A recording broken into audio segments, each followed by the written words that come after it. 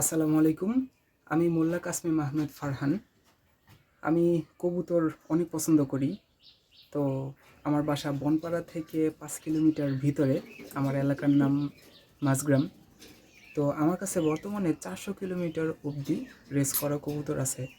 তো অনেক কষ্ট করে টাকা সেভ করে আস্তে আস্তে আমি কবুতর কালেকশন করা শুরু করছি। ২০২০ সাল থেকে আমি রেসের কবুতর পালতেছি।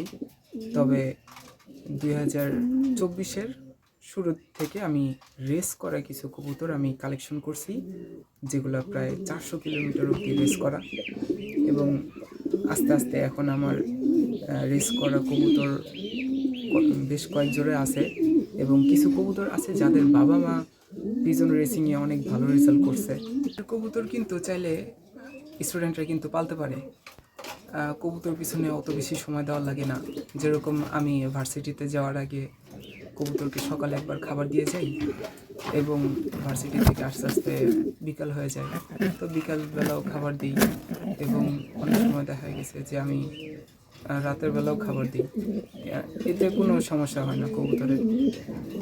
তো খুব অল্প সময় দেওয়া লাগে কবুতর পিছনে। দেখা যায় যে দিনে আধা ঘন্টা, সর্বোচ্চ আধা ঘন্টা দিলে 10 জোড়া কবুতর আরামেই পালন করা যায়। এবং অনেকে আছে বেশি সময় দেয়, ওগুলা সময় অপচয় আমার মনে হয়। তো সপ্তাহে একদিন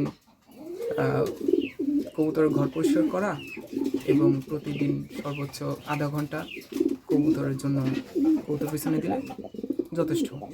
এবং 10 জোড়া রেসার কবুতর পাললে প্রতি মাসে হ্যাঁ, কবুতর এটা শখ করেই মূলত পালন করা হয়। যারা কবুতর পালে প্রত্যেকেই কম বেশি শখ করে পালে।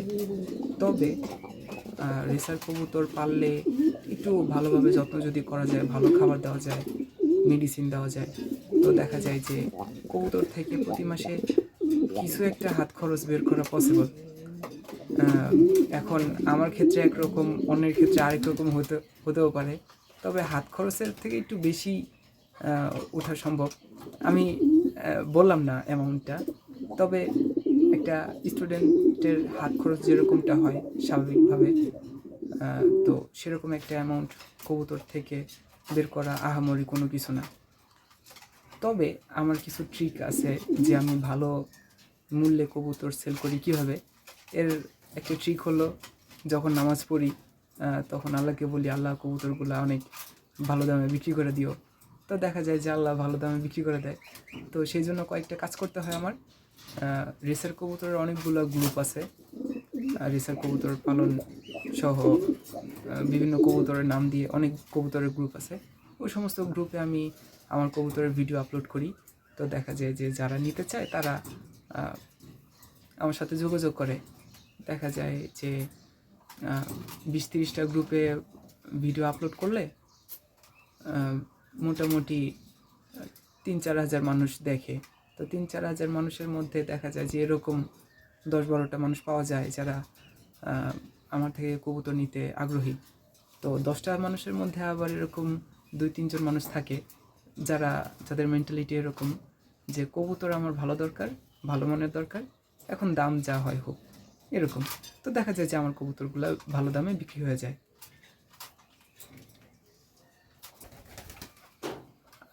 তবে আমার বাসা যেহেতু বনপাড়ার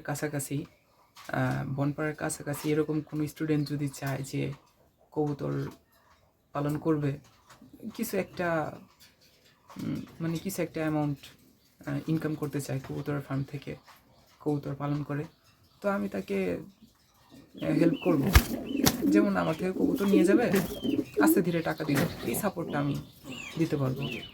কারণ কবুতর পালা এটা ব্যবসায়িক উদ্দেশ্যে আমার পালা না, শখ করে পালা। তো কবুতর সেল করে কবুতরের খাবার কিনা হয় এবং কিছু নিজেরও মাঝে মধ্যে খরচ হয়ে যায়। কবুতর পেলে কবুতর পালতেছি, কবুতরের বাচ্চা সেল করে দেখা যায় যে কিছু টাকা খাবার খরচেও কবুতরের টাকা উঠে যায়, আর কিছু টাকা থাকে ওগুলা মাঝে মধ্যে নিজেরও আর কি খরচ হয়ে যায়।